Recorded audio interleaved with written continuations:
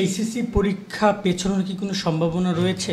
আজকে এই ভিডিওতে আমরা সে বিষয় নিয়ে কথা বলছি। তবে তোমাদেরকে একটা কথা প্রথমেই বলবো, যারা আসলে এই বিষয় নিয়ে আগ্রহী না শুনতে, তারা এই ভিডিওটা দেখো না, পড়াশোনা করো। বাট যারা একমাত্র বিষয় নিয়ে কাজ করছো বা যারা এই বিষয়টা নিয়ে প্রথম থেকে ছিল, তারা দেখতে পারো। আমি এখানে কাউকে জোর করছি না। সো প্রথমত বলি যে এই পরীক্ষাটা নিয়ে এখনও উচ্চ পর্যায়ে আলোচনা চলছে, অনেকে হাইকোর্টে যাওয়ারও কথা বলছে। আসলে এতে কোনো ফায়দা হবে কি না সেটা নিয়ে একটু কথা বলি। প্রথমত এখানে শিক্ষা মন্ত্রণালয় গতকালকে ঢাকা শিক্ষা বোর্ডের চেয়ারম্যান এবং অধ্যাপক তপন কুমার সরকার এবং শিক্ষামন্ত্রী সরাসরি জানিয়েছেন গণমাধ্যমকে যে বন্যা বা ভারী বৃষ্টির কারণ, মানে যেটা হচ্ছে যে এই যে বৃষ্টি হবে, বন্যা হচ্ছে, পানি উঠেছে সিলেটে বিভিন্ন জায়গায় পানি, এই যে কারণটা তাদের কাছে অনেকটা ভিত্তিহীন মনে হচ্ছে এবং বলছে এই কারণে তারা পরীক্ষার পেছনে কোনো সুযোগ নেই। এটা গতকালকে রাতেই তারা এটা বিবৃতি দিয়েছে। অনেকেই বলতেছে ভাই এটা ভুল, এটা সত্য না, এরকম কোনো বিবৃতি শিক্ষা মন্ত্রণালয় দেয়নি, তাহলে আমাদের ভিডিও দিত। দেখো, যখন এই তথ্যগুলো প্রকাশ করে, এটা প্রকাশ করেছে, তার সাথে যদি আমি কালবেলার কথা বলি, কালবেলাও এই নিউজ করেছে। সো তারা তো আর এভাবে তোমার শুধু শুধু প্রকাশ করেনি, তাদের কাছে প্রমাণ ছিল বা তারা শিক্ষামন্ত্রীকে হয়তো বা ফোন দিয়েছে বা কথা বলেছে, যেখানে সরাসরি শিক্ষামন্ত্রী কতটুকু বলেছে হয়তো বা ওরকমভাবে ভিডিও উপস্থাপন করেনি তারা। তো এই জায়গায় পরীক্ষাটা হবে না বলে শিক্ষামন্ত্রী এই পর্যন্ত বলেছে। কিন্তু গতকালকে রাত থেকে আমরা কয়েকজনের লাইভ দেখছিলাম, আমি এখানে দেখছিলাম যে ডাকসু জিএম গোলাম রাব্বানি ভাই, তার কাছেও রিকোয়েস্ট করা হয়েছে পরীক্ষা পেছনের ব্যাপারে। তো এখানে বেশ কিছু ইনফরমেশন এসেছে, সেটা আমি একটু পরে বলছি। তার সাথে এখানে প্রবাল বন্যা এইচএসসি নয়, এই গ্রুপটা নিয়ে অনেক কথা হচ্ছিল। সো এই গ্রুপে অনেকেই বলতেছিল যে এই গ্রুপটা তো সিদ্ধান্ত নেওয়ার পরে রিমুভ করে দেওয়ার কথা।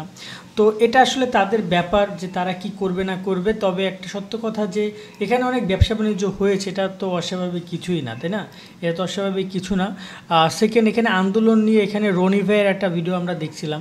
রনি ভাই এখানে শিক্ষার্থীদের শুভকামনা জানিয়েছে এবং দেখো, সবাই ন্যায্য কথায় বলছে যে হ্যাঁ, পরীক্ষাটা পেছানো উচিত, পরীক্ষাটা পেছানো উচিত, এমনটা সবাই বলছে।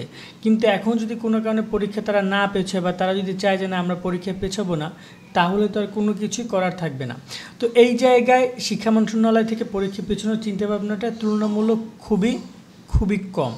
এখন আসি যে এক্স্যাক্টলি যে হাইকোর্টে যে যাওয়ার কথাটা বলা হয়েছে, যে হাইকোর্টে যাবে, সেখানে গিয়ে বিষয় নিয়ে আলোচনা করবে বা রিট করা হবে। তো আমি তোমাদেরকে প্রথমত বলি, শোনো, এই যে এখানে অ্যাডভোকেটের একটা স্ক্রিনশটও শেয়ার করা হয়েছে, যেখানে বলা হয়েছে যে আমরা হাইকোর্টে গিয়ে আমরা এখানে উচ্চ আদালতে গিয়ে রিট করবো বা এরকম অনেক কিছু। তাদেরকে বলছি, আমার মনে হয় না যেতে কোনো কাজ হবে। কারণ এগুলোর কোনো ব্যাপার না, এরকমের কোনো কিছুই হয় না। এর আগে শিক্ষামন্ত্রীর একটা রেকর্ড তোমরা জানলে একটু অবাক হবা যে এর আগে হাইকোর্টে একটা রিট হয়েছিল যে পরীক্ষা স্কুল কলেজ রমজানে বন্ধ দেওয়ার ব্যাপারে একটা ঘটনা ঘটেছিল। সেখানে তিনি বলেছিল যে এটা শিক্ষা মন্ত্রণালয়ের ব্যাপার, এখানে হাইকোর্ট কেন ইন্টারফাই করবে, এটা যেহেতু মন্ত্রণালয়ের কাজ, ঠিক আছে। তো তারপরে কিন্তু তারা সেই ব্যাপারটা কিন্তু শিক্ষামন্ত্রী বা শিক্ষা মন্ত্রণালয় তারা তাদের মতো করে কাজ চালিয়ে গেছে। হাইকোর্টকে পরে তারা আইনজীবী নিয়োগ করে সে ব্যাপারটা ক্লিয়ার করেছে, ঠিক আছে, হয়তো হাইকোর্টে তারা লড়েছে।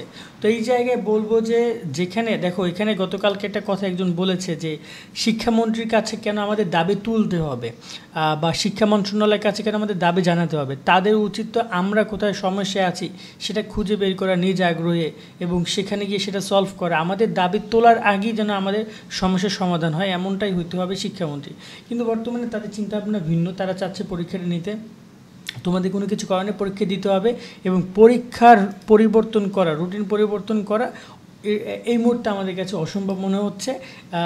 গতকালকে যখন শিক্ষামন্ত্রী বলে দিয়েছে যে পরীক্ষার রুটিন পরিবর্তন হবে না, তখন এই ব্যাপারটা আরও ক্লিয়ার যে পরীক্ষাটা তোমাদের এই যে রুটিন তারা দিয়েছে 30 জুন পরীক্ষা শুরু, সেই অনুযায়ী হচ্ছে সিলেট বোর্ডের পরীক্ষা 9 তারিখ থেকে শুরু হবে।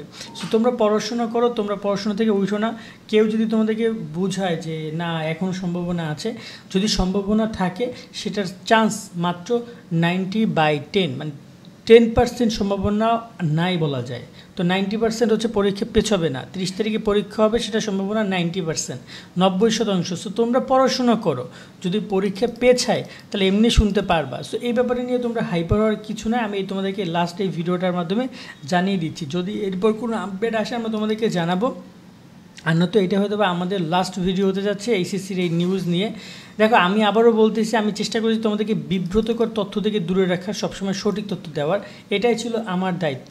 তো আমার জায়গা থেকে আমি চেষ্টা করে গেছি, এখন বাকি বিষয়টা নির্ভর করবে তোমাদের উপরে। তবে তবে তোমাদেরকে একটা কথাই বলবো যে এখানে প্রধানমন্ত্রী হস্তক্ষেপ করবে সেজন্য তোমরা অপেক্ষা করে বসে আছো। তোমরা যদি বলো যে না এখানে শিক্ষামন্ত্রী একটা ভিডিও বার্তা দিবে এজন্য অপেক্ষা করে বসে আছো, তাহলে আমি বলবো ভুল করছো তোমরা। একমাত্র প্রাকৃতিক কোনো দুর্যোগ যদি আসে তাহলে একমাত্র তোমাদের পরীক্ষা স্থগিত হতে পারে, এছাড়া আর সম্ভব না। এবং প্রাকৃতিক দুর্যোগ আসলে সেই লেভেলে আসতে হবে। এখন কিন্তু তোমার টেকনাফ বিভিন্ন জায়গায় বন্যা পানি এসেছে, তাই না? আবার তোমার হচ্ছে যে বিভিন্ন যদি বলি নেত্রকোনা ওদিকে অনেক জায়গায় বন্যার পানি তো লেগে গেছে অনেক দিন, আমাকে অনেকে ভিডিও পাঠিয়েছে। তো এই জায়গায় দেখা যায় যে এখানে দেখতে হচ্ছে 96% মানুষ চাচ্ছে এসএসসি পরীক্ষা পেছাক। সো শিক্ষা মন্ত্রণালয় আসলে 96%-এর বিপক্ষে, তারা পক্ষে না, শিক্ষার্থীদের পক্ষে তারা এই মুহূর্তে সিদ্ধান্ত নিচ্ছে না, তারা বিপক্ষে সিদ্ধান্ত নিচ্ছে। তো তোমাদেরকে বলবো যে এখন কিছু করার নেই, তোমাদেরকে পড়াশোনা তোমাদের মতো করে করতে হবে এবং হচ্ছে যে পরীক্ষাটা 30 তারিখে হবে।